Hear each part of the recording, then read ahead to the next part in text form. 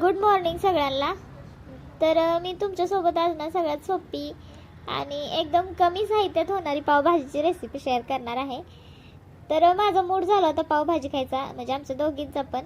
आणि 2-3 दिवस झाला मी म्हणत होतो पावभाजी करायची, पण काही झालंच नाही. मग अचानक म्हटलं आता चला करूयाच म्हटलं. तर इथं बटाटा आणि फ्लावरच फक्त घरात होता, बाकी काही नव्हतं. आणि खाली पण जायचं काही मनात नव्हतं, त्यामुळं मग आम्ही बटाटा आणि फ्लावर फक्त शिजवून घेतला. आणि नंतर कांदा टोमॅटो, तर कांदा आणि टोमॅटो आणि मसाले असं एकत्र करून छानपैकी भाजून घेतलं पहिल्यांदा. मस्तपैकी असं मीठ टाकून आणि सगळे मसाले वगैरे टाकून छान असं ते भाजून घेतलं मिश्रण. आणि नंतर मग त्यात हे शिजवलेले बटाटा आणि फ्लावर घातले. तर यात कोणतीही भाजी नाही आहे, फक्त बटाटा आणि फ्लावर दोनच आहे. आणि आपली घरातली चटणी आणि पावभाजी मसाला टाकला होता. तर बघू शकता अशा प्रकारे आपली पावभाजी तयार झालेली आहे.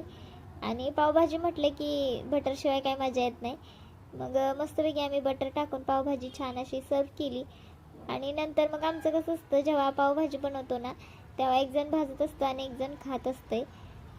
तर असं असतं. आणि छान प्लेट सजवली बघू शकताय तुम्ही इथं.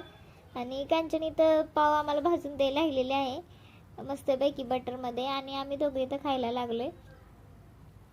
तर या तुम्ही पण खायला. आणि पावभाजीची सगळ्यात सोपी रेसिपी तुम्हाला कशी वाटली ते कमेंट करून नक्की सांगा, आणि तुम्ही पण बनवा. तर भेटूया आपल्या नेक्स्ट ब्लॉगमध्ये. धन्यवाद. Bye bye.